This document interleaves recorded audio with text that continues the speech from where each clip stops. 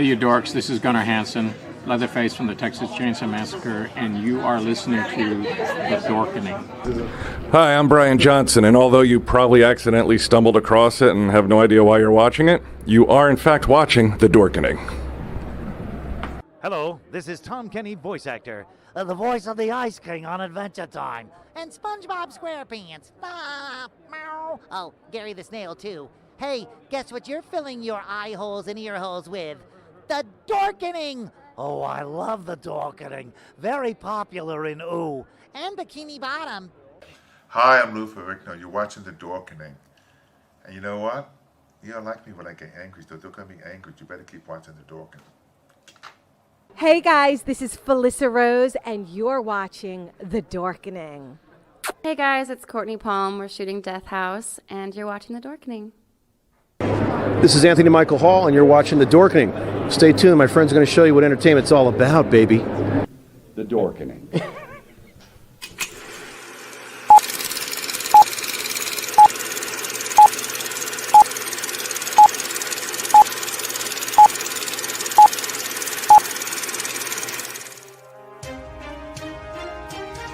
The Dorkening and all affiliated shows are not intended for anyone under the age of 18. The following may contain discussions or scenes that have adult situations, graphic violence, nudity, strong sexual content, and graphic language. This show is intended for mature audiences only. Viewer discretion is advised.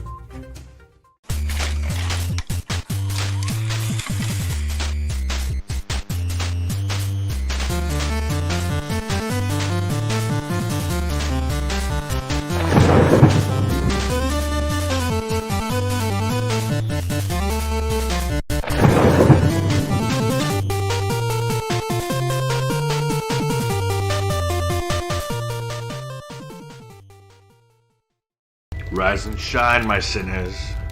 When Father Evil starts his day, he gets a little deadly.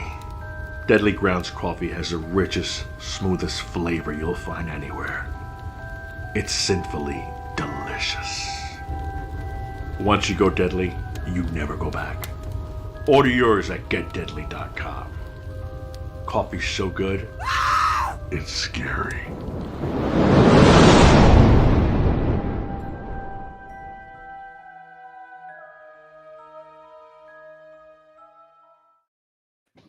Hey, it's Monday, and welcome to the Creator Spotlight. We got an awesome show scheduled for you today, and as always, Patsy, how's it going, my friend? It's going all right. Things are going well. It's been a nice day. I got a few things accomplished. It wasn't overly warm out today, but yeah, things are going all right. How are you, Leo? Doing okay. Yeah, it was chilly. We put the ACs in yesterday. It was like 90 degrees, and then today's like 60. So yeah, New England weather. Yeah. And we also have Philip. How's it going?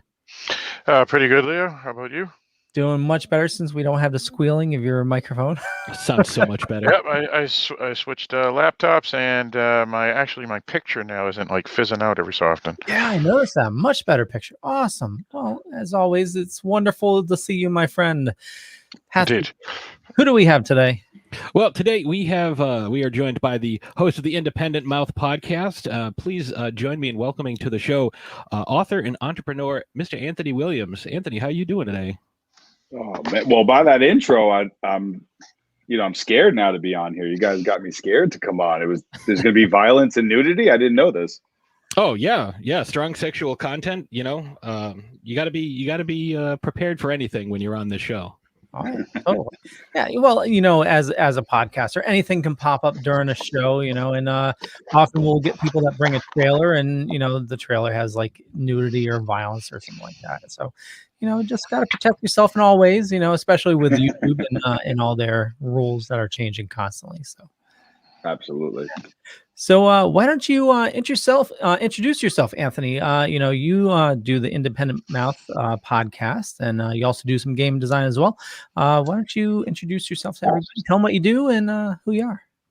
Yeah, man. I really appreciate you guys having me on. Yeah, my name is Anthony Williams. Self-authored and published my book On Borrowed Time in January of 2020, and then obviously, the shit hit the fan for everybody with all the COVID stuff and everything else. So. The book did really well. I mean, the book has done really well and continues to do really well. It is a story that I would confidently say there's nothing else out there like it. It is a story that goes from, sexual abuse as a child through open heart surgery, given less than 48 hours to live, having to reinvent myself multiple times, dealing with blood diseases, dealing with a whole bunch of crazy stuff, and essentially moving out of New York, going to California about 12 years ago, starting a family, and then eventually delivering my now 3-year-old daughter on the side of the 15 freeway in Escondido. So pretty jam-packed with info and crazy stuff that we can unpack, I'm sure, throughout the course of the show. But then the Independent Mouth podcast, where I tackle everything from news and entertainment, current events, sports, interviews, whether it's celebrities or just interesting people, and really did it to educate others coming up, and they wanted to be entrepreneurs or they wanted to go towards certain businesses or whatever, and interview people that could show them that they're not always going to be on the front of a magazine all the time, but you can still be successful. And then on the game design front, I've worked as an executive producer for the Vector Mirror Initiative. And they've produced 2 games. One of them is Vector Mirror.0, and the other one is Vector Mirror. And in about 45 days, the full final release of the second game is out. So it'll be 2 fully published games out to the masses. They are all available on Steam, or you can go to vectormirror.com. But we have about 100,000 downloads on the first game. So not bad for a small company. Very cool. And now I know very little about game design, but are you using like Unity or Unreal or what's your backend? Well, the backend's Unreal. Really, it's hard for people. Like, the art makes such a big difference in this game because it is a 80s style kind of game. Oh, nice. And it really was pitched to be something like Tron, right? So the art is extremely important in the game itself, and the way that it flows in it with the mechanics, everything that's there. But essentially, we've had tons of people off of the first game, which is completely free. The second game you have to pay for because there's an actual story that we added to it, which is why. So we had full dialogue, full story in there in the second game. It's bigger than the first game, but if you go to speedrun.com, you'll see tons of streamers that have tried to break the world records regarding Vector Mirror. So pretty cool. It is very cool. Now, is there like, is it when you talk about the dialogue, is it kind of like a static dialogue, or is it sort of like a dialogue tree, like a Fallout game, or kind of like a Knights of the Old Republic type thing? It's all voiceovers, right? So essentially, you have. I don't want to give away too much, so I'll say it very carefully. There is a guy that's pulling the strings, and you are an AI essentially, and you wake up inside of this mad scientist's world. And as you progress, you then gain feeling and knowledge, right? So each level is based off of like human emotion, right? Like rage, love, joy, so misery. Those are all the levels, and each one of those placates to the human emotion. And when you play that game, you're feeling those emotions while you play. That's the way the game was designed. The first game was designed with that in mind, but not as in depth with the story to follow. So as you go through, you're actually growing as an AI and gaining your independence. And then there's obviously your twists and turns throughout the story, which you'd love to see, and how it ends up. And there will be multiple endings. Okay, that's kind of where I was going with that. Like, is it, I have, someone asked me a question and I have, 4 different choices, and based on how I answer, it's going to go a certain way. Right, no, you're playing out the story, and it's written around and even with the gameplay, so it's totally immersive, right?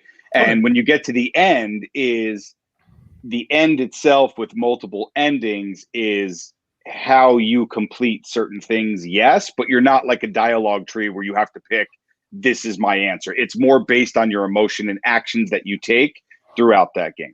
Okay, all right. I was just curious because there's so many different ways you can take that when it comes to dialogue and how characters interact. Like, like a Halo game. Like, this is the dialogue. This is how it's going to be every single time, and there's no change. As opposed to like I said, like an Elder Scrolls or a Knights of the Old Republic 2, where you can change your alignment and the alignment of your party as you're discussing like Mass Effect. Yeah, stuff like that. Yeah. I was just curious. I don't see one as being superior to the other.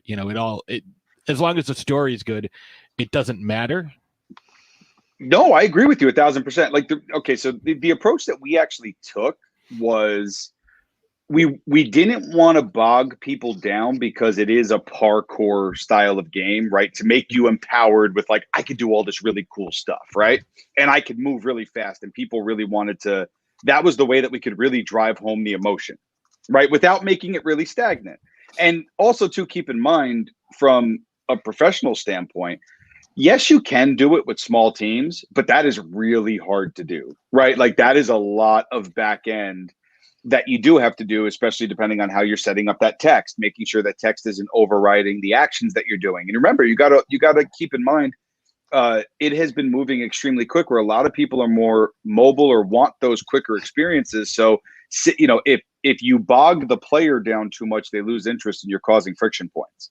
And we had to really make those decisions in the game of whether or not do we want this to be kind of a quick twitch and fast twitch type of motion where we want them to go, because we wanted that emotion to hit. What the narrative does is it plants the seed for other things that are going to take place, but it also gives you insight into the total world of Vectromir and what it's supposed to be. And so you're learning as you're exploring. And that's the way that we wrote that narrative. So it's really cool because you can go a bunch of different ways. And when you're in there and you're playing, we've had people that just like go in there like a sandbox. You know what I mean? They've already beat it or playing around, and they just like to bounce and try and find ways to find like quicker routes, right? Maybe there was maybe it was a border, maybe there was a trigger or something that wasn't set a certain way, a collision, right? And they're like, oh, I can squeeze through here, and I just cut 5 seconds off of whatever, right? So that's forced us to make a lot of adjustments as well, because we wanted to make it as fair as possible for people going for things, not somebody who just skipped across a map and now they hold a record, right? That's not fair. So we had to really start doing that with the first one and tighten it up a lot so that it was a fair playing field across the board. Yeah, because whenever you have like a speed runner, because I know you mentioned that at the beginning, people are always looking for any way to exploit things. Like I'm on my fifth playthrough of Resident Evil Village, and I'm watching these things like, oh yeah, so here's how you can spam this, and here's how you can trick this. Like if you face this boss and you do this and duck down and hit him with the nut, it's like I just want to try to run through it in under 3 hours to get the trophy. Like I'm not looking to break any world records. Some of these guys are insane because I've been playing a lot of the old 8-bit Kung Fu, and I've been watching the speedrunner. And like on like the third level, he says, this one like flying thing, he needs to be hit, like actually take a hit at a certain point, and then it like throws off the timing where he can get through to like the next thing so much faster. It's just insane the knowledge that these people have. And I want to back up for a second. You said Elder Scrolls where you can have the different character types. And Patsy, I challenge you to play Skyrim and choose anything. You will always end up as a stealth archer, no matter what. Always you'll end up. I was always a thief. Oh, Skyrim, you're talking Skyrim and Mass Effect those are games I hold very dear. I love those games. Well, see, when I play through Fallout, I've played Fallout 4 probably 40 times. I always, do a stealth build. So, when I was playing Skyrim, I was doing it as stealth. So, archer, and like that's what I'm a cat guy. So like I'm not overly immersed in Skyrim as much. So I was a cat guy. I'm a cat guy. Okay. I mean, I was looking, I'm like, all right, I'll be a cat. That's cool. Like whatever. It's Khajiit, right? That's the character, Khajiit. I would have to go back and I haven't put as much time into that as I have into some of the other games, but because I can't play Fallout. I'm gonna hurt your heart. I can't play Fallout. That's okay. That's okay. Like I liked it. I picked up Fallout 4. Why can't you play Fallout? I don't get that. It just does not interest me, man. I know, like I've had friends and they've asked me this forever. It's not that I don't. The first time I ever played a Fallout was the one where they, I can't even tell you which one it was because I stopped playing it. Right, like I was dropped in this spot and I first walk out and I got demolished by like an ox, okay, or whatever it was. Like it was the first, okay, and so that experience, I was just like, I'm okay. Like, right, I'm okay not playing this. Like it didn't have, like, people were like, well, it wasn't linear enough. Like, I don't want someone to hold my hand, but also too, like, as a game designer, I understand what they were doing. I totally get it. I thought it was brilliant, right? You allow people the full control and that complete immersiveness into the game. But it just, Fallout, the whole thing just didn't, it wasn't, that appeal did not stick to me, right? The same way like Gears of War did. The same way that Mass Effect did, right? The same way that Skyrim, which is, you're naked pretty much, right? And you're going through. But at that point, maybe it had grown on me. I tried 3 times to go back and play Fallout, and I could not get into it. I'll be honest, I couldn't get into Fallout 3, despite, one of the big things I look at is the voice acting, and, you got Liam Neeson and Ron Perlman and, like, incredible voice actors, which is why I preferred the game Gun over Red Dead Redemption. Oh my God, I think I'm in love with you. I think we just became best friends. I can't play Red Dead Redemption. I thought it to me, no offense. And listen, here's a little inside tip. I actually applied to be the head game designer for that game. And I lost the job to someone, who was in there, who's been doing this for a long time, right? A buddy of mine is in the credits for working on the game design. Yeah, and I remember that because that's how I knew was the design test they gave me asked me to essentially like create faction stuff, like in the background, like for as you get through all these people. Yeah. And they were essentially asking me to create that as a design test, and they picked who they picked, right? So. I have no ill will towards that, but like I didn't like the first one, and people called me nuts at first, and I'm like, "What is it doing?" Like people forgot about the game; they're not still playing it, right? Like I barely see, right? You're not like it's not like people are fighting over lobbies to get into Red Dead Redemption right now, so not too upset. No, I mean, and again, like I said, with Gun, I don't know if you ever played it. It's a PlayStation 2 game. Oh, I know like, Gunn. That's why I said I love you, because that oh was a yeah, great yeah. game. That's the voice acting. You got Perlman and Thomas Jane and Chris Christopherson and who the fuck, Lance Henriksen. Like it's a glorious thing, a glorious game full of voice acting. But for whatever reason, Fallout 3 just didn't get, whether it was the fact that as you play your gun starts to break and you're constantly having to fix your gun, or I don't know, but Fallout 4, maybe because it takes place in Boston and like one of the main What hubs is about Fenway Vegas? Park. What I about haven't tried that one yet. I've only tried 3 and 4. I didn't Okay. try 76, and I'm glad I didn't because of all the issues that game had. Oh, I heard about that. Yeah, well, I would say I heard this. it's fixed now, but I haven't tried it though. Well, it's Here, been I'll out make for you feel 3 better. years. I'll make you feel better. I stopped playing Assassin's Creed, and that was a game that I absolutely loved beyond games. Like Ezio, the character, it really was about the character for me. I tried to play, like, Black Flag was cool, but like no character will ever equal Ezio, right? Like, did you play it the just won't. Greek one? Oh yeah, Odyssey? I played. And listen, and I am one of the biggest. Let me see if I have it here. I think I do.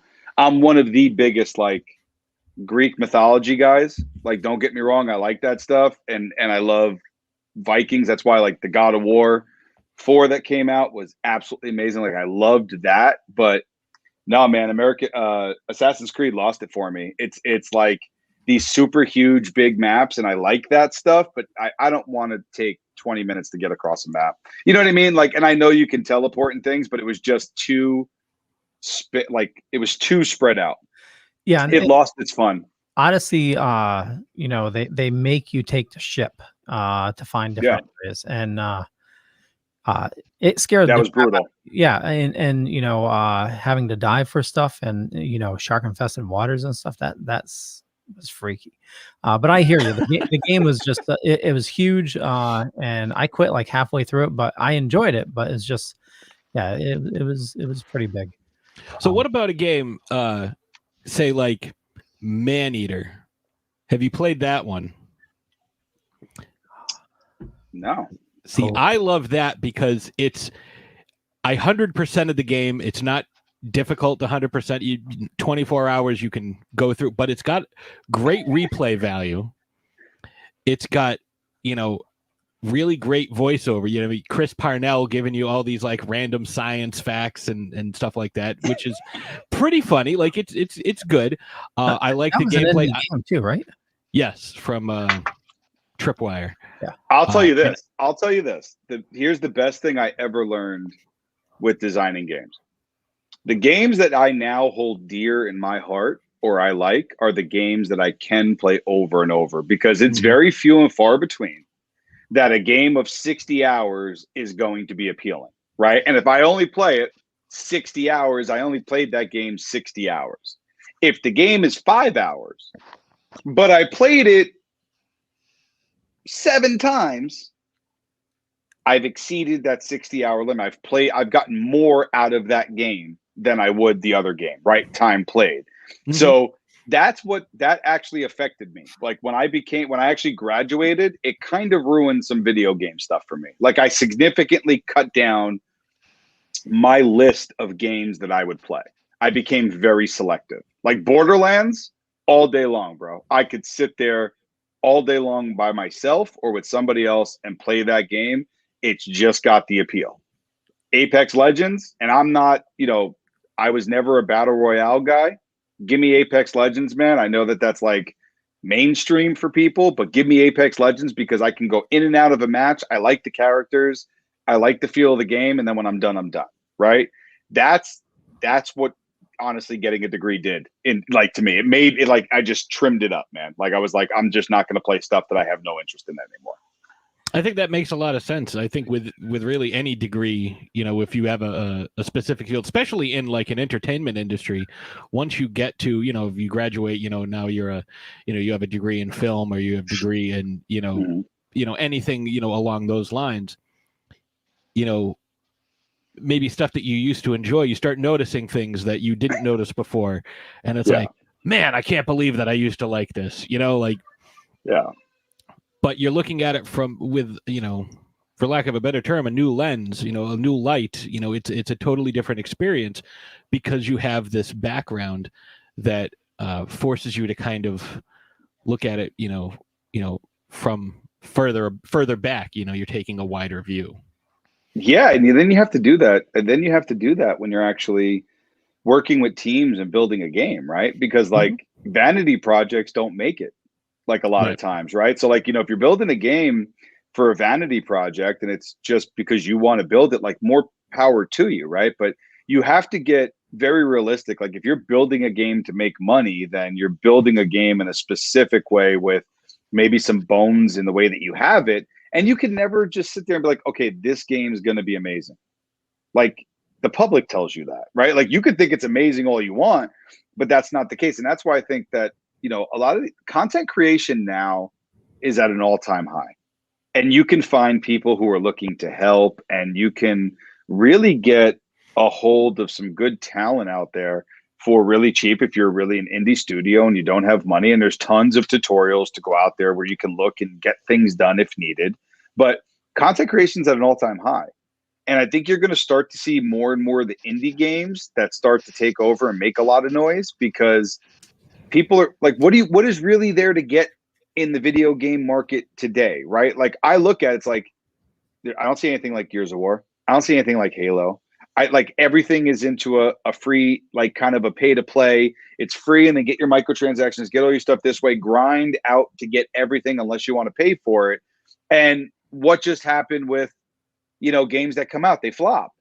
Right? It's like Anthem was one, right? That was like this huge budget, all this stuff, and it flopped horribly. Like you sat in loading screens more times than you played.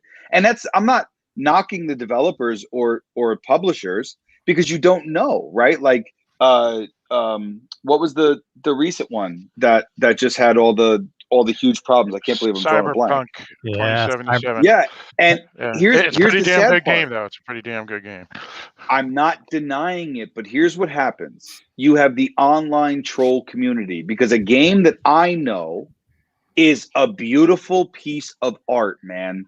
What they did with that game, what they projected, right? The storylines, all the stuff, the way that you could play is changing mechanically the way people are interacting in games, right?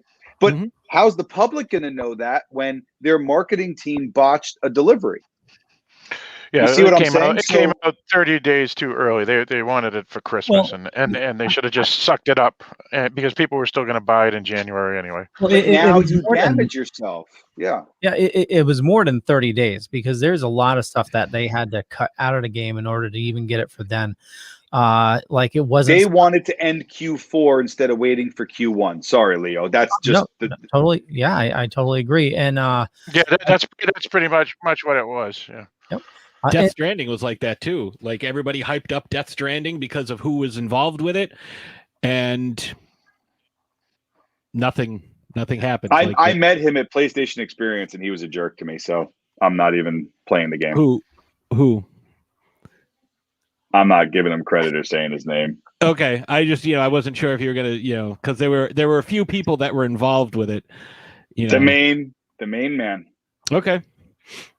I tried to just have a normal conversation with him, and I wanted something signed because I've just been a huge, fan for a long time. His name will not even come out of my mouth, dude. But I will talk about David Jaffe, who was one of the coolest dudes I ever met, who created, God of War and created Sweet Tooth and Twisted Metal. That dude came out. He talked with me. He's like, "Hey, best of luck, man. You're doing some great things." And he actually signed a thing. I still have it on the front of my computer, actually, on the back of this computer. I have the sticker that he signed for me. And so I'll say his name, but the other dude, he wouldn't even sign the thing for my son, bro. So no. Yeah, I had a similar experience with a very beloved actor from a sci-fi franchise a long time ago in a galaxy far away. And I was very disappointed and went into the final movie just like, I wouldn't be upset if he's not in any more movies. Yeah. Yeah. Very, very disappointing. So that's sad to hear. I told him it was for my kid. Sorry to interrupt you. Like, I even said, like, this is for my kid. And it was like, all right, dude, like you're gone, you're erased. Well, speaking of like Twisted Metal, why, you look at some of the games like that, why have we not received like a new Twisted Metal type of game? Because that's the type of game that's timeless. Yeah, that's a good one. Yeah. Because is that true? I don't even know the game, to be honest. I Twisted mean, Metal. I mean, if I go outside and start knocking on my neighbors' doors, most of them won't never heard of it. So it's always a niche audience, man. I know. Well, it was really huge in the 90s. It was a PlayStation 1 game, came out for PlayStation 2. I think there was a PlayStation 3 version. I have Twisted Metal 4 for PS1 right over there on the other side of this tube TV. Maybe Jaffe would have his own response, but I think probably an educated response to it, just looking at it, is first and foremost, you'll never recreate that again, right? Like it was its own thing. Second of all, like they've tried, and I would probably say like Rocket League is one of them, just without, smashing into each other. You're essentially doing the same things with a ball in the middle, right? Then let's also face it, like a lot of those games flop. Like Twisted Metal had its audience at its time, but I don't think the attention span of the market now would ever suffice for a game like that without a million critics going and comparing it against that, right? Like I think it's a losing bet to go try to recreate that and think it's going to be successful in this day and age. Like when you and I used to sit back and play games, I'm 38 years old, right? So I mean, Mega Man, like you think kids are really going to go through some of that now? Like, no, they're not going to sit and do that. Like that was too hard. Like we would do it. Why? First and foremost, we had nothing else. Two, that was like revolutionary. But think about it now. It's like, oh, that's too hard for me. Like they make games now, like where they literally walk you through everything. It's pretty disgusting. It's not game design. It is cookie cut crap. So I was going to say, sorry, I didn't mean to interrupt you, but like right what you're saying, like, or you're trying to struggle through a specific part. And again, I'm, on my 5th playthrough of Resident Evil, it's like, hey, you just died again. Do you want us to turn the difficulty down? Is it too much for you? Like, it's like, no, I'm good with, I started off on normal, then I did hardcore. Now I'm on Village of Shadows, which is absolutely ridiculous. And it's just, but again, to speak to your point about, bringing games back or like trying to revamp them, they've done that with the Resident Evil. Like, Resident Evil 2 is amazing. They upgraded that, revamped that. Mr. X is way more terrifying now. Resident Evil 3, like they've kind of made that, for a newer audience, and they've kind of revolutionized that. But I mean, with that, I think one of the biggest issues was, I can only walk here. Now I have to stop if I want to turn. I can't, there's no fluidity of motion in the original game. I can't do that. Yeah, that was the big issue. But like that's totally different because you're exploring more and it's taking you on that type of journey. Like something like Twisted Metal racing in a circle. How long are they going to do it? You got Mario Kart, right? Like that's the reason why. So if it was talking about that specifically, yeah. But I mean, look at the games that are out now or that have been coming out even the last 5 years. What kind of creativity do you have, guys? Like there's nothing. It is cookie cut. Well, yeah, I don't know. I mean, I see your point, but I mean, there's been a lot of damn good games in the past 5 years. I mean, Fallout 4, like PJ mentioned. I'm a big fan of Far Cry. And there's a bunch of other games. Resident Evil. I know it's I'm a fan of Far Cry. It went too far. I'm a fan of Far Cry. I just felt like they made like one too many on the story side of it, not the game. And then on the other side of that, was the best one. On the other side of that, you have Rockstar. It's like, hey, how about a new version of Grand Theft Auto 5? There's 12 of these. It's like, can we like when they announced the PS5 and they showed all like the new games, and it's like, all right. Oh, sweet! A new Grand Theft Auto, Grand Theft Auto 5 again. Okay. Well, that's like okay. So Phil, four things. Let me clean up my point to you. If you remember back, even 90s, late 80s into 2000, you had a steady stream of games from multiple developers, right? Like Darksiders was a game that I absolutely loved. It was a sneaker, right?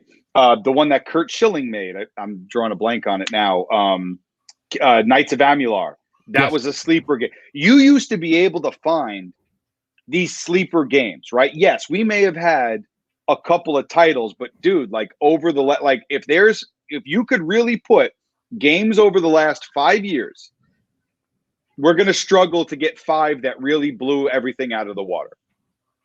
Well, first of all, I think that maybe the competition may be an issue. I know there was thousands of games back in the day, but yeah, I see your point, but I still think that there's been a lot of great games in the past 5 years, but a lot of them are sequels.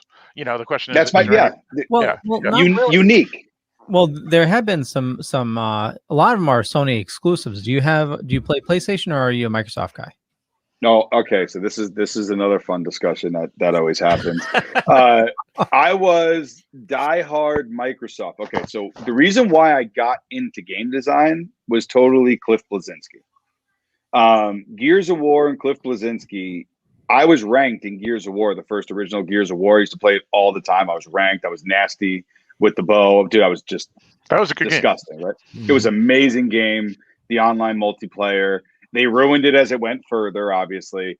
But having that vision, the way that Cliff did, the way that he opened up multiplayer, the way that he added a different perspective, right? The way that he caused that immersion with the characters. And I just loved the story, right?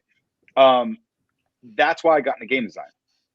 Without a doubt, hands down. When I graduated from Full Sail University, I told the lady on the phone, it was like 2011, and I'm like, hey, what does Cliff Bleszinski do? And she's like, well, this is exactly, the degree you would need. I'm like, okay, give me that one. Right. So I did my degree. I did my degree from home, and I graduated, a 4-year degree in 3 years, and I graduated with honors. Right. Like I was all about it. Like learning game design, to be honest with you, really comes down to if you want to be successful in a team, nowadays it really annoys me. They try to push you towards like one thing. And I think you should master something, right? I think you should really feel confident in your abilities to do something. But only doing that thing is not going to get you anywhere, right? And that's the thing that people don't know. And that's the thing I always try to raise to awareness to people out there is like, look around, look at art directors, look at programmers, find out how you want your life to be. Maybe you really enjoy running the teams. That's the part I enjoy. I don't enjoy sitting there coding in a corner. I have no interest in it, right? To be perfectly honest. But I enjoy that creative content, playing through that game, working with that team, working with the artist, jotting down all the stuff, putting together the process, right? There's so many ways that needs to be done. Like, then again, you're dealing with a programmer and artist. I like being that guy in the middle because the programmer speaks a different language and so does the artist. And I'm that guy who brings it together and then we get it, right? So that's the thing I found my enjoyment with. I left with team building awards and I left with leadership awards. And so that was what I left because I built the teams for our final projects. And that's where I wanted to focus myself. You have to understand where you want to be.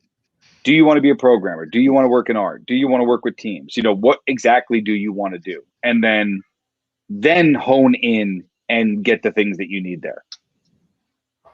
And that makes a lot of sense. I think that's, Oh yeah, but you didn't answer the question, which was Microsoft or PlayStation. Okay. I thought, okay. Yeah, you're right. I didn't because I went on a diatribe. So I'll have to answer you now. Okay. Microsoft was always my go-to. I played Last of Us on PlayStation. And when I played The Last of Us, dude, I loved that game, but I hated the second one. And so it's a love-hate, but I swapped over to PlayStation and then I've never left PlayStation. Well, same here. It's I love PlayStation myself. Have you tried Ghost of Tsushima? I did not play it, but I heard such wonderful things about the game. I just didn't play it, man. You need to play it. One of the most beautiful games I've ever seen. I have to play that one too. Oh my god! See, when I had the option of either Xbox or PlayStation, when the PlayStation 4 was out, I ended up going with PlayStation because of the exclusives. I am a huge fan of Uncharted. I love those games. Yes, me too. The bundle I got was the Last of Us bundle. And I liked that game. So like as soon as I finished, I'm like, all right, I have to replay this right now. I'm just restarting it. Yes. So good. There were definitely some flaws to the second one, but I enjoyed the kind of different views, different viewpoints, different perspectives of the. I just felt they blew their load way too early. Yeah. To me, they blew their load way too early in that game, and narratively, they tried to incorporate tons of political stuff to kind of fit the story. And to be honest with you, as a writer, it was not clean at all. Maybe it was for them and what they were trying to do, but like in my opinion, no, it was a dumpster fire. And it was kind of like they tried to jam some things in there, and those things to me killed it. I got a very strong Walking Dead vibe, you have these two different communities and, they're heading for some sort of, confrontation. Maybe that's what we'll see in the third one. Who knows? I probably won't play the third one. That's what it did to me. I didn't even finish the second one. I openly admit it. Like I started playing and then I'm like, I can't even do this. I find no interest in where they're going with this. And already I knew the story. I had done, the research on it. I was really curious going in. Mm-hmm. And you're in social media, right? So you can't help but see like spoilers and different things in the way that they're going around. But even playing the game, you know what I felt like? And I was and look, I got nothing but respect. I've met Neil at conferences and in different things, and I really admire his work and what he's done. But I'll tell you this, man, they basically reskinned the game. I had 2007 mechanics on a 2018-19 game. Bro, give me some better feel to the controller. Like as a game designer, that felt like 2007, Brian. I don't want 2007. I'd rather you give me the 2007 story and give me 2019 feel, okay? But not the other way around, man. And that's what I think. That's what ruined it for me. And that's fair. That's fair. I mean, there's definitely going to be people on both sides when it comes to a lot of these games. Like, as much as I enjoyed the first one, as much as I anticipated the second one, I didn't get that same sense when I finished the first one. It was when I finished the second one. It was just. I went and bought a PlayStation 4 playing 20 minutes into the first game. Like that was the transfer point. Mm-hmm. My buddy John came over and he's like, I just want you to see how this looks and play it. And I'm like, dude, I've heard such great things, but you know me, man. I'm going to probably stick with Xbox, and I like the Xbox Live, and I was playing all this stuff. I played 20 minutes of it, and I'm like, yo, let's go. And I got up, and I went and I purchased the PS4. And then I traded that one in and got the God of War edition.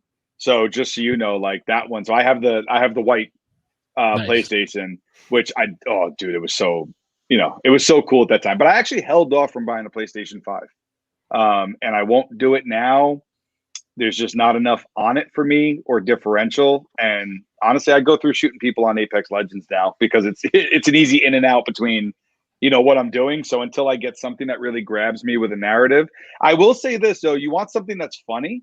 Immortals, Phoenix Rising. It's kind of like a break off of Zelda, and it has to do with like all Roman gods and things like that, but it's more of a spoof thing. But by the way, I do have a Nintendo Switch, and I love my Zelda. I love my Mario. I love my Mario Party. I love anything having to do with Zelda or Mario, and will forever, till the day I die, those will always be at the top 2 spots of any list that I have. And right alongside of them is Gears of War. Yeah, I think I got an Xbox. I'm an Xbox. I'm the only Xbox person. No, I like my Xbox. I tried winning one the other day. I didn't, but I like the Xbox. I like Halo. I like Gears of War. Mm-hmm. I'm not against the Xbox in any way, shape, or form. The exclusives on PlayStation are what sold it for me. And they will. I mean, the only reason I would probably get an Xbox myself is because now they own Bethesda. Bethesda. But Phil, we need to get you. You need to go to PlayStation.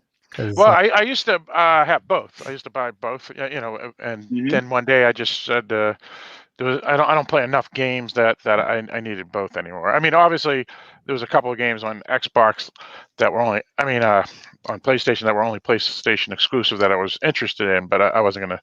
It wasn't worth that much to get it. So Some of the exclusives are coming to PC. So they brought Days Gone to PC, which is friggin' phenomenal. Horizon Zero Dawn is on PC. I hear but they're all free exclusives on PlayStation. Yeah, I was going to say that was a free. I just got Horizon Zero Dawn for the PS Plus this month. Nice. Yeah. I mean, I have the Xbox on my computer now. Now that I have that. So, if you go look at it here, this was something that I said in 2014. I said PlayStation's going to take over that gaming market due to exclusives, because at that time, remember, there was a big discussion then about Gears of War and other ones that were possibly going to become, available for both, right? And that was always a conversation. But PC gaming has kicked up a lot, and it is coming back super hard. Why? Because you had games like Apex Legends, you had other ones that were allowing people to go on in that type of frequency without having to purchase a game. And what happens when you attract people with free-to-play games? The other games start getting some burn, right? And they start going through. So you're seeing a lot of that now. And mobile has been big. But I'm telling you now, man, PC is making a comeback on that. It was until just this last year. I think it's going to take a big dive because right now, a lot of people won't be able to get, the stronger PCs in order to play the newer games because you have the miners taking all the graphics cards. So it's almost impossible to get a decent graphics card. The 3080 or 3060s Nvidias, you're paying probably scalper prices for them if you can't find it retail. Yeah, the industry is going to be weird, and they did it to themselves, right? They ate their own, young, right? They started biting their nose despite their face to put out these. Like, think about it, man. A marketing budget of $100 million, right? Like, that's just like to build a full narrative game cost you $100 million. Wow, like that's insane. Like, how could you expect a team of 5 people, right, to compete with that? Like, there's no way. There's no way. So, like, now, even with all the tools, man, you can go in there and I'm telling you, you're going to start seeing a lot of indies being absorbed. Like, think about these other companies. Now, content creation is so big on its own. If you're a small indie company and you have a good game, you got a payday, right? Because they can't do it themselves. They won't even release a budget. If like PlayStation was like, oh, we'd like to do this $1 million game, the board would be like, no, we don't even open up budgets under 20.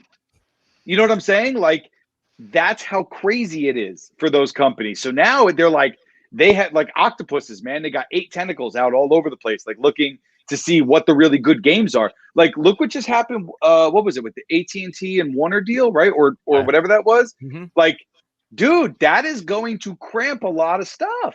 NetherRealm is dangling, just dangling. Like, that is a good studio. Like, you got to understand something too, though. Like, I don't come into this just wanting to bash the industry, but what I will say is this: pay your damn people first and foremost. Okay, stop being slumlords. You want people to work 100 hours a week, but you want to stick them in a corner and not give them any benefits? You can go to hell, man, because that is terrible to do to people. Like, you've got some of the most kindest, most creative, beautiful individuals that are getting railroaded out of positions and forced to not want to be in the industry because you made a budget way too high. You know what I'm saying? Like, the public's at the point, stop forcing these people that, like, they're causing real issues. Nobody would have cared if that game came out in January, right? Just for example, they would have bought the damn game anyway. But instead, you caused people to have significant issues and ruined families because you wanted it 3 months earlier. You see what I'm saying? Like that's the problem I have with the and again though, a lot of that is like you said. You said there's the trolls. I mean, most people don't know what's going on in private companies. I mean, I work for a publicly traded company, but I mean, no one's following my company like they're following say the Polish company that made Cyberpunk 2077. So when what they do with their company versus what people do with the company I work for, we're not going to have those Twitter trolls that go nuts. Yes. And so I think again, I honestly, you're probably right. There is probably some abuse to employees. All companies can do that, but a lot of it also blows up hundreds times more because you have the nerd patrol of trolls that out there that will just rip people left and right. Let me add to that real quick. It's that when a project finishes, it's the shelf life of that individual doesn't transfer. So like you're at your job and you work on a project and you're a talented developer. Well, this project's done. We're gonna go get a new team. Why? You have a team. You see what I'm saying? Like, and these people sign up for that, and then there's a real problem to get another job. But that happens everywhere, man. I'm not saying it's right, but I mean, if you work for a defense company, the project's done. Boom, they just lay off the entire department because we don't need you anymore. So these things happen at every company, and it's unfortunate. So it's not just a gaming problem. It's a problem for all business. Period. No, I agree 100%. I agree with you, but I would add this to it. They're also the companies on the front line promoting mental health inclusion, and they're breaking it by doing what they're doing. That's my issue with it, right? They're hypocritical. If you're there posting mental health awareness, love your team, take care of your team, let them work from home, but then you dump them the first chance you can. Right, virtue signaling, right? That's my problem with the game industry is they've built them to the point where people look at them and they're all like starry-eyed, like Hollywood. I want to go and be a game developer, right? Then you go meet your favorite game developer and you're like, damn, that wasn't good. You know what I mean? Like, or something like that. That's the point I'm bringing up. It's not what you're seeing, and that has been built over time. So I agree with you 1,000%. But from looking from that standpoint, don't go out there promoting mental health, but then you rake your guy over the coals and you verbally abuse them and you work them 100 hours in a week, and then you dump them the first chance that they get, and they can't get another job because you don't give a reference. Right. That's I mean that's society today anyway, which is unfortunate. Which is everything is hypocritical or one way, but it's really another way and stuff. Mm-hmm. I know exactly what you're saying. Yeah. Yeah, that's all. I'm not, I don't want to make it an argument. I agree with you 1,000%. It really bothers me because I've seen it, and you got these kids going through. I mean, man, the amount of time they have to put in that game, dude. Like, to make a game like that, and how much pressure comes down on them is insane. And that's where my anger comes from with that. Like, take care of your damn people, man. Like, just take care of your people. Yeah, that's definitely number one, and that's definitely something that is lacking across the entire country. But I have a question. Entire world, my friend, entire world. Oh, yes. Yeah. So I have a question again regarding some more game stuff. I know you do a lot more than just this, but this gaming conversation has been so goddamn interesting. Don't you think that it should be cheaper for digital games than physical games, because you're not actually buying anything that needed to be like, I'm not buying the plastic, I'm not buying the artwork on the insert, I'm not buying doesn't matter. They preset a budget, so your logic for it runs out the window because the budget is already preset. Yeah, but if I could follow up on what PJ's saying, which is a normal way of thought, which is you buy they're still charging $12.99 for the latest album, and yet you're just downloading it versus going to the store where you got the disc, you got the liner notes, you got all that good stuff, and now you get nothing except for pressing a button, and they still get 100% of the same price. PJ has a valid point, and he's wondering if you agree with that, and if you don't, why? Oh, no. I agree with you. And that's why I said your logical reasoning for thinking it should actually work that way is not logical for them because they still already have a preset budget, right? Like they've already been banking on 65 for a game, right? $64.65. So their budgets are based around that. Their budgets are not based around whether or not it should be cheaper because it's digital. Because you're going to buy it anyway. Well, yeah, but couldn't they take out a certain percentage of the cost of not giving you the plastic and all that stuff? So shouldn't it be $59 instead of 65, right? So it's a logical argument. It doesn't fit because they want the money that they plan. Right, because their argument would be, well, then everybody's just going to download it and no one's going to buy the physical, which I find that to be insulting because I'm a type of guy who will collect physical media because if a server goes down or I'm off, say, I'm on vacation and I'm in a place that has, very weak or no internet, but has electricity. It's like, oh, I want to watch this movie, but it's on Netflix and I don't have Wi-Fi. Oh, that's okay. I have the physical copy right here. So I'm all set, and the same thing goes for games. But I know what you're saying. The only industry I can think of, because I'm agreeing with you, Phil, as well. PJ, you wrote a book. I wrote a book. The Mouthers wrote a book. We know the difference between $3.99 Kindle, where you get nothing, and $15.99 for the trade paperback, That's which exactly no one's what going I to was buy going anyway. to say. Right. And no one's going to buy that. It's the only industry that you get screwed in. I was going to say that's the only thing I can think of is the Fist Kindle bump, version dude. of the book. We're agreeing, man. Yeah, you know what I knew what you were saying. I don't want to be left out. Just so you know, Phil, I wrote a book too, but it was a long time ago in a galaxy. All right, Leo, right there, man. I didn't know you wrote one. You never talked about it. No, I never talk about it. It was actually in the 90s, so it was gotcha. long time ago. So Muff, what do you think of that, man? If the video game, the music album, but the book, you get screwed. What's up with that? Well, see, there's a logical argument right there. Why is it a logical argument that doesn't fit for the other two, but it fits here? And you have to completely change formats for a Kindle or for a Nook than you do for a paperback. You're not changing anything around with the digital. You're just like, here's the file. To be a devil's advocate, there's one difference. That when Stephen King still gets $19.99 for the download Kindle, as if you bought the hardcover. So it's name recognition. That's one big thing. Oh, yeah. Same thing with the game industry. And right? Think about the audio book is like $70 to just audiobook one of the Game of Thrones books because people will download it. It costs them, they speak. Well, you're paying actors at this point. Right. But you're paying.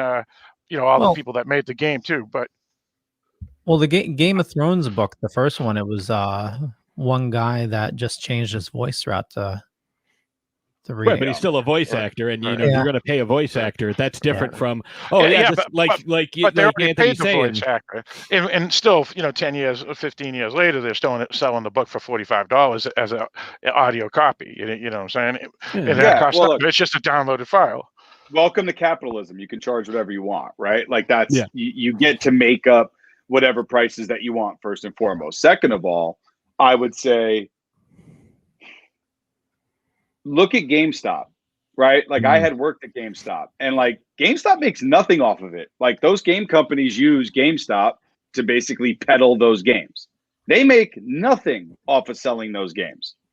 All that profit, they make their money off of selling used games, and they make their money off of the merchandise that they sell along with those games. So like when you really look at a company like that, like the game industries have peddled GameStop for years. GameStop is dying on the vine. Like it has been for a long time. They've been getting rid of all senior level management. They've been trying to scale down, and they went essentially to like a toy store. Because everything's downloaded now. And you can't resell a downloaded copy because it's digital. But GameStop doesn't make money off of that digital download. That goes to the game company. GameStop will always resurge because they've actually gone out of business like 3 times because exactly. I actually worked for them when they were software, etc. And oh wow, that's a long time ago. long time ago. And I was there when they bought Electronics Boutique, and some of the higher ups decided, yeah, you know, and they had the stupidest idea of, okay, every mall that we have an Electronics Boutique but not a software, etc., let's open a software, etc. And same EB thing, vice Games. versa. Yeah, they wanted to compete against themselves within every mall, and they immediately lost a ton of money and ended up going bankrupt and selling the company. And then they bought Funko. Was it Funko? Funkoland. Funkoland. And then that they rolled into GameStop. Yep. Yeah, and I think they went out of business again. Yeah, it's been a crazy ride for GameStop. No, GameStop is cool. I've always loved GameStop, but just probably to button up that point, dude, I love a regular copy, a hard copy of the game. The games that I'm going to play, like Borderlands, God of War. By the way, the Uncharted, I have all of them, right? I bought the collector's edition after I had each of the individual ones, but then I went and bought the collector's edition on top because of how much I love that game. So there's a couple ones, man, and I keep them. But remember, I am also the guy that would trade the stuff away of the things I don't like.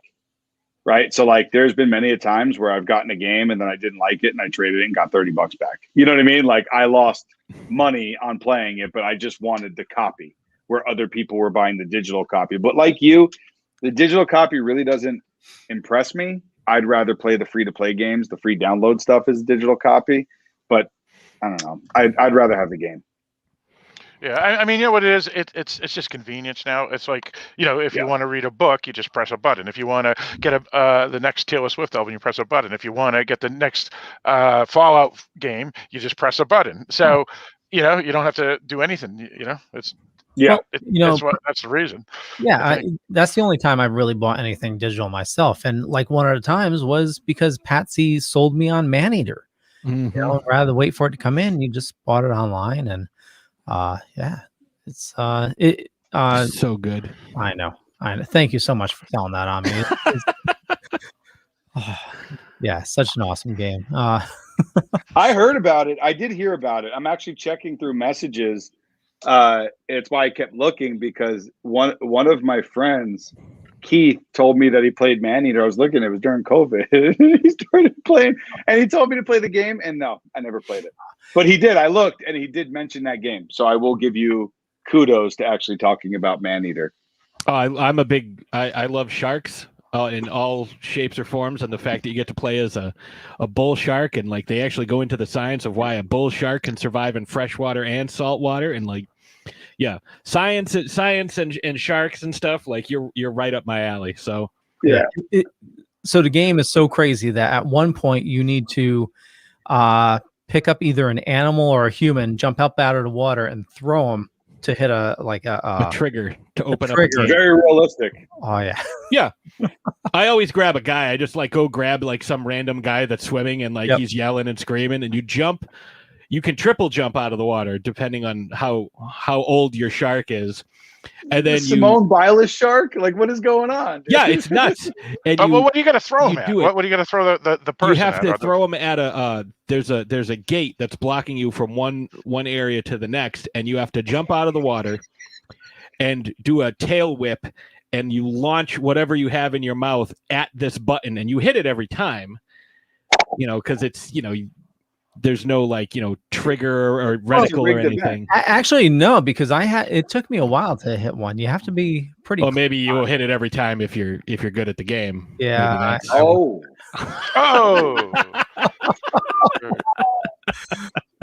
But you're talking about games that have longevity. That's the type of game where I think you can finish it in like 4 to 6 hours. But it's not a long. I 100%ed it in under 24 hours. Yeah, but the thing is, we kept on playing it though. Oh yeah, it's the game you can play until, and it's cool because you start off as a little bull shark, but then you evolve. Like you get bigger and bigger. You get different upgrades. Like you can get all these because it's super realistic. Like you can get these electric upgrades, and you can zap your enemies, and then you can get these bone armor. It's nuts, and you collect the whole set. So it's almost like an RPG at one point. Yeah, it's a lot of fun. It it's and then you try out the different upgrades, and as you're going through, as you're progressing the game, you're fighting different aquatic animals. Like I hated alligators for like the first 10 levels because the gators would just kill me every single time. So once I got through there, it's like, all right, now I'm bigger. I can wreck these gators. I'm going to come back and I'm going to trash these gators. Now I'm going to trash these barracudas. Oh, a mako shark is coming after me. Pfft, you're a third my size. I'm going to wreck you. But then the sperm whales really fucked me up. Oh, the sperm whales and the orcas will fucking destroy you. I know we're running a little bit on time, and Anthony, I don't know how much time you had, but we definitely wanted to talk about your podcast a little bit. So how long have you been doing your podcast? I've been doing it about a year. The podcast really took off. Like I said, I was interviewing people that I found really interesting, and I'll tell you now, that really took off. So that really made a name for me, I guess, with other individuals that were out there in the creative space. And I was getting a lot of really good interviews with some people. I had, like the stage director from Good Morning America. So I had them on. Like I've seen some of the plugs that you guys had in your intros when you're talking to some of these guys. But what ended up happening a lot of times when I was doing the interview is it just became this really organic conversation. And I would get things out of people that they maybe hadn't said before, on other podcasts and things like that. And I started covering politics and taking things that people from the right were saying and people from the left, and I would go straight down the middle. Right. And that's why I was calling myself the independent mouth, because I've always felt that way no matter what. That's how I live my life. I take an independent view. Right. Even if we're playing a game like Uncharted, right, I may love the game, but I can sit there and say, oh, I didn't really like this as much. Mm-hmm. Right. And I can really separate myself from it. And that's, really what I did over, my time of anything was being able to separate it and take that 35,000 foot view and look down and say, okay, this is the overall look of what I'm trying to do here. So when I started doing that with the podcast, it just started to take off. And around October, November of 2020, it just started going nuts, man. It started going nuts. I've got over 10,000 downloads now. Like people actually downloaded episodes to listen to, tons of views, working on getting the subscribers up. Like that wasn't a primary focus, only because I came from marketing, like we talked about before as well, where I wanted them to pay, right? Like I was looking at different metrics. So like if they didn't like my stuff, I knew maybe people wouldn't like it because they don't care. They're like, I was so in their face with marketing, I didn't need it that way. So we're going to see a ton, just as a kind of a plug, we're going to see some really cool things coming out over the next month or two with the consulting side of things and for podcasts. So stay tuned to the Independent Mouth, because you're going to hear a lot of things that you will not hear on regular television, and you will hear a ton of things of new updates that are coming out over the next couple days. Very cool. Good. Yeah, I know you need to go. So we have a bunch of information in show notes up above or down below, depending on where you're watching or listening to us. So Anthony, where do you like fans interacting with you? Man, go wherever you want. I'm on Facebook. I'm on LinkedIn. I'm on Twitter. I'm on Twitch. You can go to my website and leave some stuff. You could, hit me up on Messenger. I don't care. I'm the guy who will answer you as long as I have time. My fans do it now daily. If I can, if I would show you, actually, that's funny that just was like that, because that is the essence. See, I have somebody on Facebook, a fan that already reached out, multiple that continue to leave me messages. So I'm like, I'll answer them. Once I get there, I'll answer them. Awesome. Philip? Folks can find me, basically on Facebook or wherever. Dark Discussions News Network, www.darkdiscussions.com. And the Facebook group is Dark Discussions Podcast Facebook group. Sweet. Patsy. You can find me here every Monday along with Leo and Phil. You can find me every Thursday on the Throwdown Thursday podcast. You can find me Fridays on the Loudest Sports Show. And this week on Throwdown Thursday, there is a lot of conversation revolving around Akiva Goldsman, David S. Goyer, and 3 8-balls of cocaine. So that's one you're not going to want to miss. Oh yeah. It was supposed to be a Mortal Kombat conversation, but somehow it ended up like that because we had our friend filmmaker James Lamond and our good friend Powerful Brandon on. So it was a hell of a show, and yeah, it's one hell of a ride. Perfect. Crazy. And for me, like I said, just Google Leo Pond. You find a bunch of stuff. Could be true, could be not. I'm not going to say which is which. More importantly, follow these awesome people. And for me, I'm doing a show every Monday with these guys. Also doing splash pages on Tuesdays, Wednesdays, doing Still Token with and the Dorkening. And look for a couple more new shows coming up with some awesome people joining the network. And with that, we'll catch you guys later. Bye.